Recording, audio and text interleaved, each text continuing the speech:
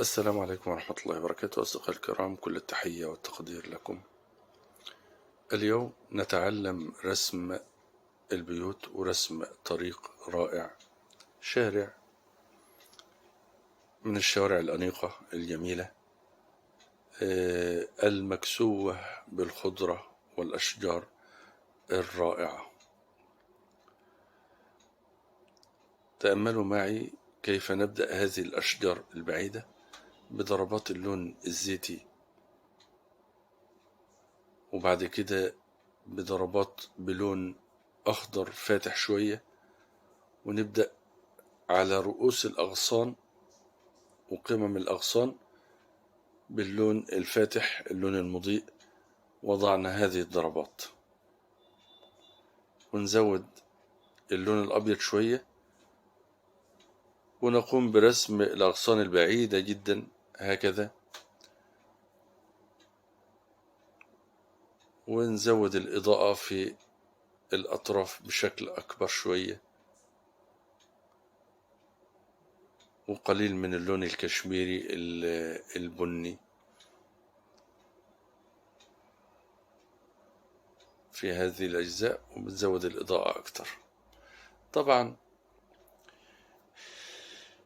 ألوان الشجر البعيدة دي هتظهر جدا عندما نقوم برسم الأشجار القريبة، ولكن تابع معايا كيفية رسم البعد في هذا الشارع.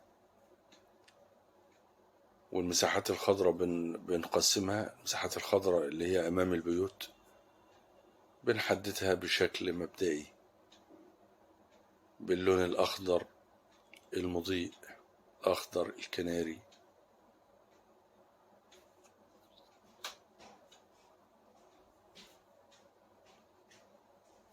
هنملأ المساحات اللي حددناها دي، المساحات الخضراء أمام البيوت. طبعا البيوت هتترسم معانا بشكل رائع. تابعوا معايا ولاحظوا. أصدقائي الكرام، كل تحية وتقدير لكم. شكري وعرفاني وتقديري للمتفاعلين الداعمين. كل التحية وكل الشكر لكم. بدأنا نرسم أسقف البيوت بتدريجها اللوني من الإضاءة للظل بشكل مبدئي، كي بعد ذلك نضع الملامح والتفاصيل أضواء بشكل أعلى شوية، في أضواء متخللة من بين الأوراق والأشجار اللي لسه هنرسمها. هنا ده سطح بيت أبعد شوية هكذا،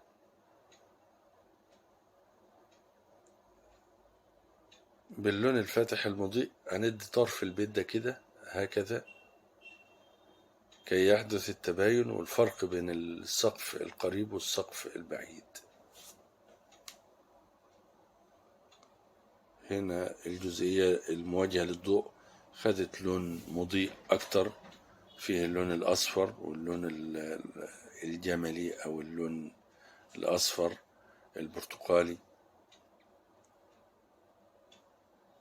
والظل تحت هذه الأسطح والأسقف طبعا بعيد كده، في بيوت بعيدة ادينا الظل هكذا، وهذا الظل سنقطعه بالأعمدة وبعض الإضاءات الخفيفة على السقف البعيد ده. تابع معايا ولاحظ. طبعا الأشياء البعيدة بنرسمها بشكل ما فيهوش وضوح للملامح.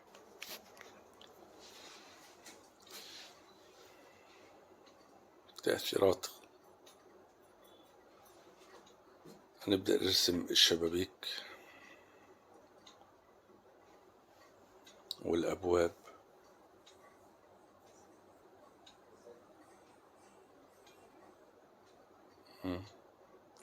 هنا شباك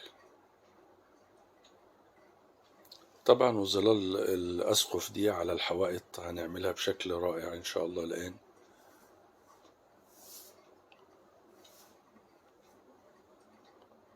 هنا الباب الكبير،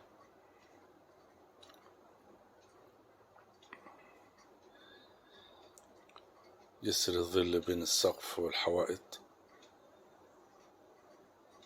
الحائط جسر الظل بين البيوت نفسها والأرض، جسور الظل بين المساحات الخضراء وباقي الطريق. جسور الظل بتحدث التباين.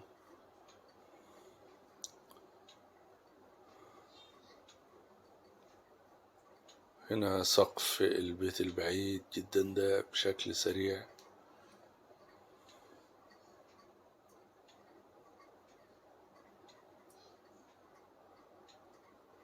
والأعمدة بشكل أيضا بسيط كده في هذه الجزئية.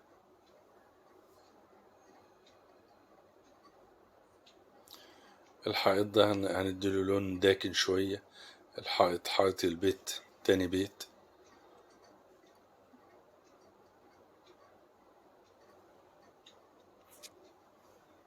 اهو، ولكن لون داكن مناسب. ألوان الحوائط كلها يعني مضيئة. أما الجزئية اللي تحت السقف بتاخد لون ظل أكبر شوية. وأيضا هنا نفس الكلام.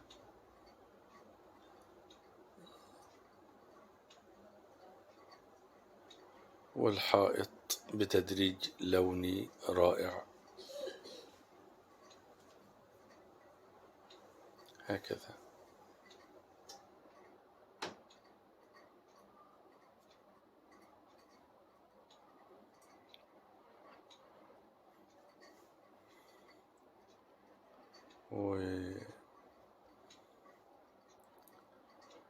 والظلال اللي هتكون على الطريق، أماكن مظللة وأماكن مضيئة بشكل سريع هنعملها مع بعض.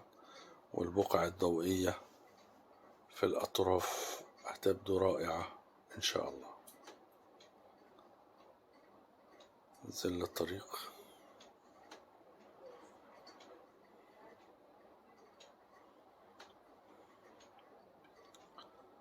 الأماكن اللي فيها ظل بشكل كبير خدت لون بارد نسبيا.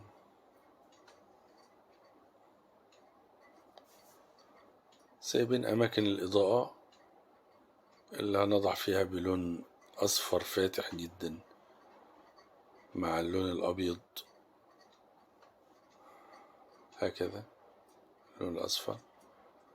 طبعا في الوسط، في وسط كل بقعة سواء كانت كبيرة أو صغيرة، طبعا البقع الضوئية اللي احنا عاملينها في بقع ضوئية كبيرة وبقع صغيرة، أضواء متخللة من بين الأغصان اللي لسه هنرسمها إن شاء الله. الجزئية اللي هناك دي البعيدة دي هي مضيئة خالص، والإضاءة يعني ظاهرة جدا على حوائط البيت. والأسقف دي لسه هنضع عليها في إضاءة بشكل كبير أيضا في بعض الأماكن، وهيكون في بقع ضوئية أيضا كهذه التي على الطريق.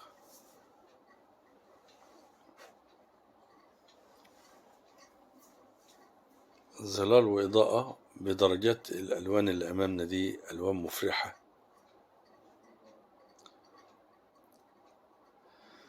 هنا سور وفي أشجار من ورائه هنشوفها إن شاء الله، ونباتات تحت أو في أصل السور من تحت قريبة جدا، وكأن لقطة المنظر ومنظور المنظر كله كان من هذه الجزئية. في أيضا إضاءة على السور، بقع إضاءة ضوئية. طبعا الأماكن اللي بيكون فيها شجر بتكون هناك ظلال متفرقة بشكل عشوائي وبقع ضوئية أشعة الشمس من بين الأوراق والأغصان.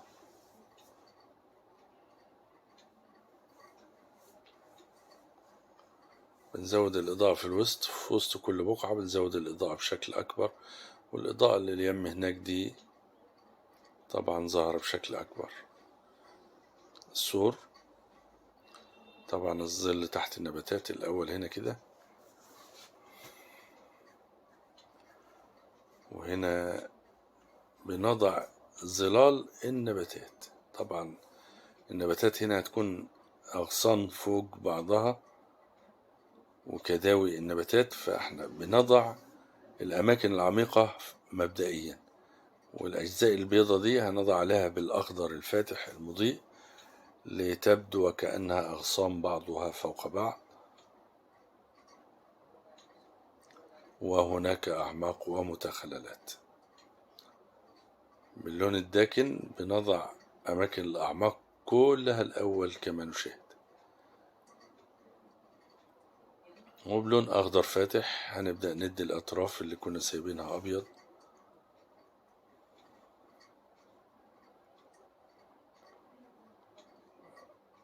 بدرجات واحدة واحدة كده متقاربة، ما بنزودش الإضاءة مرة واحدة، ولكن الإضاءة العالية بنسيبها للأطراف العليا جدا بالنسبة لكل غصن من اللي احنا بنرسم.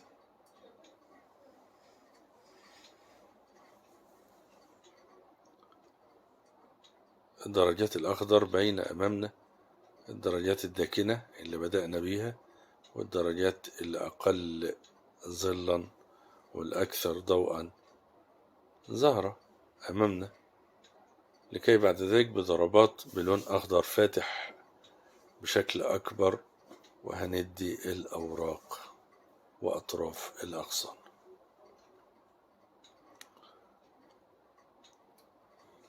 ده لون ظل تحت الأوراق هكذا لتبدو وكأنها مرتفعة، طبعا ده ظلها. وهنا بعض النباتات أمام البيوت اللي أمامنا دي، الأشجار الصغيرة والنباتات بنأسس لها أيضا باللون الزيتي الداكن، كي بعد ذلك نضرب عليها باللون الأخضر الفاتح فتظهر معانا. وتابع معايا الشجرة دي، الساق هنرسمه، وبدأنا نرسم لون الظل أيضا. الآن بنرسم لون العمق، وفي الأعلى كده هندي بلون أخضر فاتح. طريقة رائعة في رسم الشجرة دي، تابع معايا. ده الظل، الأوراق اللي في الظل، شفت الأوراق اللي في الضوء بلون أخضر فاتح هكذا. ظهرت الشجرة وهتظهر أكتر كأنها شمسية كده، وفي عمق من تحت والإضاءة من فوق هتبدو مجسمة بشكل رائع، وخصوصا لما تاخد الضربات الأكثر إضاءة. هنرجع لها تاني إن شاء الله بعد ما الألوان تجف شوية. ورجعنا للكتلة الخضرية اللي هي على السور، سواء من أعلى أو من أسفل، بلون أخضر أكثر إضاءة، وبندي الأطراف العليا فقط. احنا كنا قسمنا الأغصان لكتل، من بعد كتل بدأناها باللون الظلي اللون الداكن. الآن في الأطراف بندي اللون الأخضر الفاتح لتحدث التباين بين الأغصان الأمام، ولسه طبعا هنضيء أكثر وأكثر.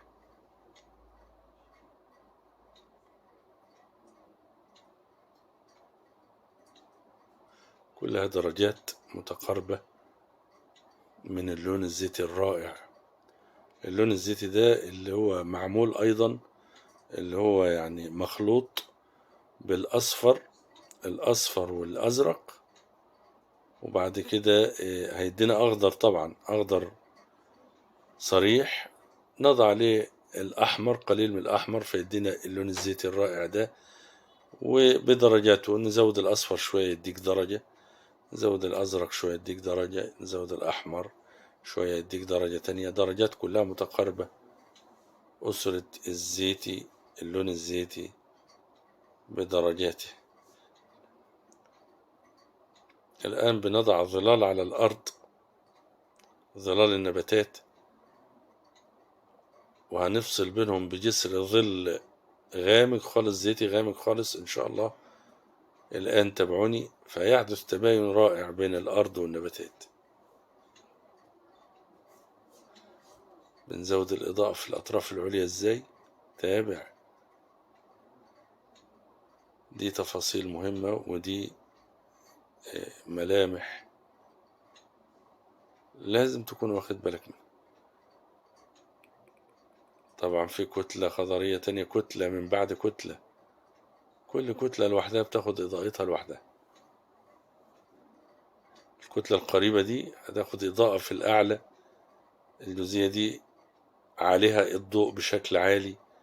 شوف زودنا الأصفر والإضاءة الأصفر والأبيض زودنا بشكل كبير جدا في الأطراف العليا. وهنا أيضا الأوراق العليا تاخد نفس كلام الإضاءة.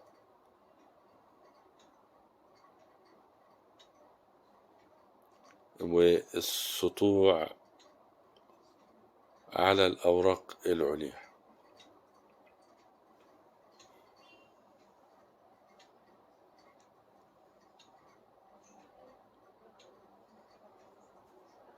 الأطراف تاخد طبعا في نباتات تحت على الأرض كده تظهر. شفت جسور الظل؟ هندي جسور الظل هتظهر معانا إن شاء الله.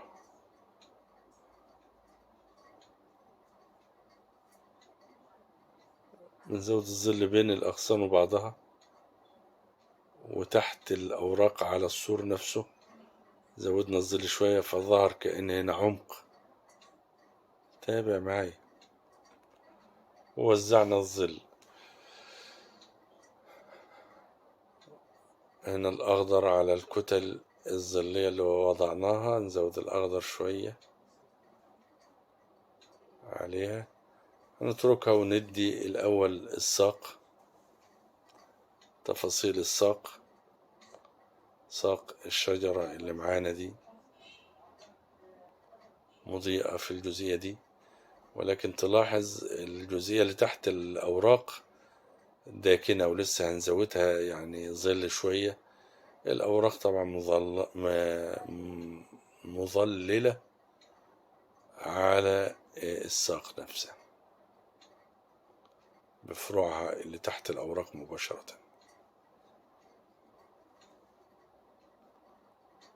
تدريج الضوء وتدريج الظل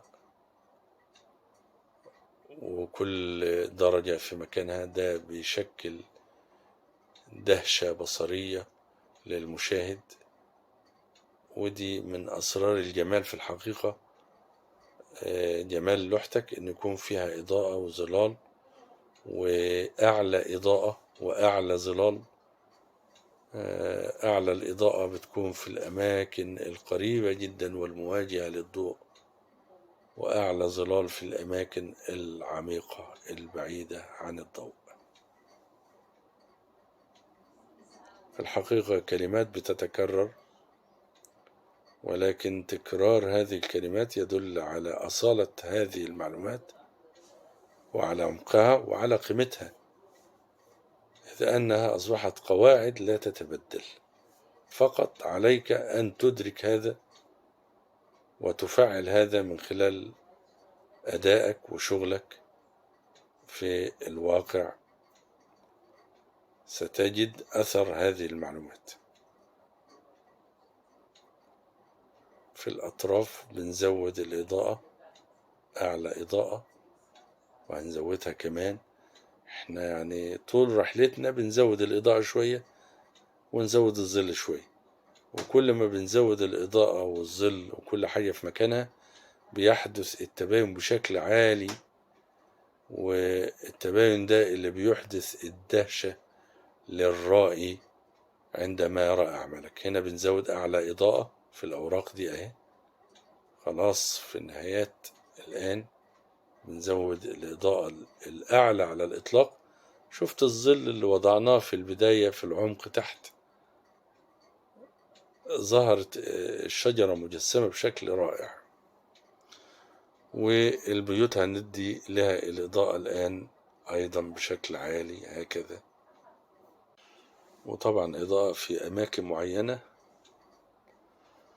وإضاءة متفرقة بهذا الشكل الذي نراه، لأن المنطقة فيها أشجار، والأشجار بتكون طبعا لها ظل، ولكن الظل بتخترقه الأضواء من بين أوراق الشجر.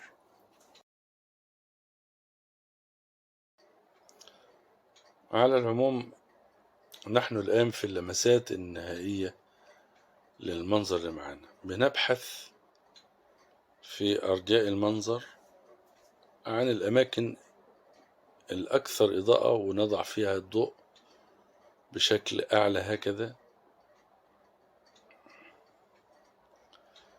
ملاحظ معايا التدريج الضوئي ده من بعيد مضيئة جدا، واحنا جايين واحدة واحدة الألوان بتظهر معانا لنحصل على البعد بشكل واقعي إلى حد ما. نزود الإضاءة خالص في كل الأماكن اللي محتاجة الإضاءة لننهي رحلة اليوم. يا رب نكون استفدنا في هذه اللحظات. أصدقائي الكرام، كل تحية وتقدير لكم. بارك الله فيكم جميعا وحفظكم. أدعو الله تبارك وتعالى للجميع بالتيسير والنجاح والسعادة في الدنيا والآخرة، اللهم آمين يا رب العالمين. أصدقائي الكرام، إذا أعجبكم هذا العمل فلا تبخلوا علينا بالإعجاب، فوضع الإعجاب ولا شك يدعم هذا المجهود لنواصل العطاء ونواصل السير، وينتشر الخير على أيديكم. بارك الله فيكم وحفظكم، وعلى أمل اللقاء بكم ومنظر جديد ومعلومات جديدة في عالم الرسم والفن التشكيلي. لكم مني أطيب المنى وأسمى الدعوات، والسلام عليكم ورحمة الله تعالى وبركاته.